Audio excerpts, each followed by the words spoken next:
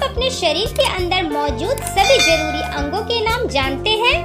अगर नहीं तो यह वीडियो आपके लिए है।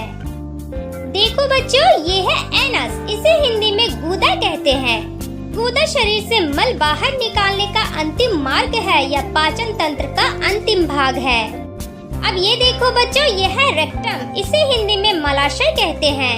मलाशय शरीर का अपशिष्ट कुछ समय के लिए जमा करता है, इसके बाद अपशिष्ट शरीर से बाहर निकलता है।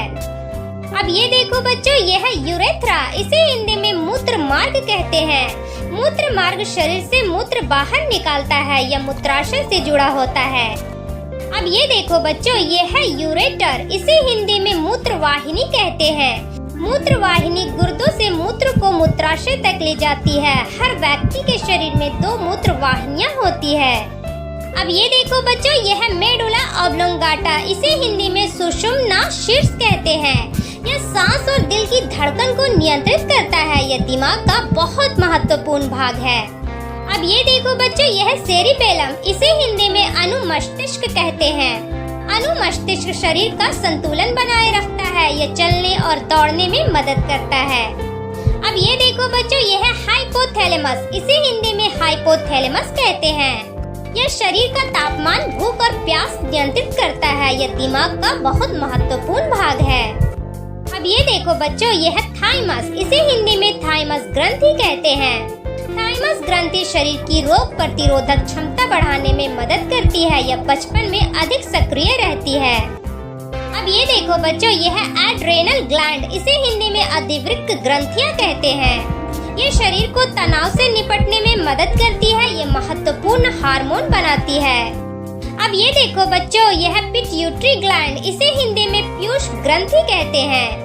पीयूष ग्रंथि कई हार्मोन बनाती है। इसे मास्टर ग्रंथि भी कहा जाता है। अब ये देखो बच्चों, यह है टंग मसल्स। इसे हिंदी में जीभ की मांसपेशियां कहते हैं। यह बोलने, चबाने और स्वाद लेने में मदद करती है। जीभ कई मांसपेशियों से बनी होती है।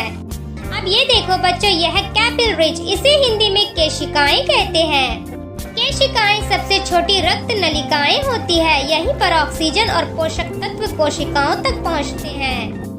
अब ये देखो बच्चों, यह है आर्टरीज। इसे हिंदी में धमनियां कहते हैं।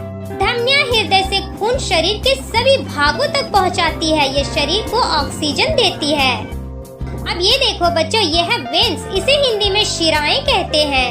शिराएं खून को वापस हृदय तक लाती है। यह पूरे शरीर में फैली होती है। अब ये देखो बच्चों, यह है एओर्टा। इसे हिंदी में महाधमनी कहते हैं। महाधमनी शरीर की सबसे बड़ी धमनी है। यह हृदय से खून पूरे शरीर में पहुंचाती है। अब ये देखो बच्चों, यह है एल्वियोलाई। इसे हिंदी में वायु कोश कहते हैं। वायु कोश में ऑक्सीजन और कार्बन डाइऑक्साइड का आदान प्रदान होता है। ये फेफड़ों के अंदर छोटे छोटे थैले होते हैं।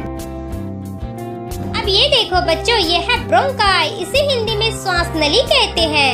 श्वास नली हवा को दोनों फेफड़ों तक पहुंचाती है। यह सांस लेने का महत्वपूर्ण भाग है। अब ये देखो बच्चों, ये है लेरिंक्स। इसे हिंदी में स्वर यंत्र कहते हैं। स्वर यंत्र से हमारी आवाज निकलती है। यह श्वास नली की रक्षा भी करती है। अब ये देखो बच्चों, यह है फेरिंक्स। इसे हिंदी में गर्सनी कहते हैं। गर्सनी भोजन और हवा के लिए रास्ता है। यह मुंह और गले को जोड़ती है। अब ये देखो बच्चों, यह है नोज कैविटी। इसे हिंदी में नाक गुहा कहते हैं। नाक गुहा हवा को साफ और गर्म करती है। यह सांस लेने में मदद करती है।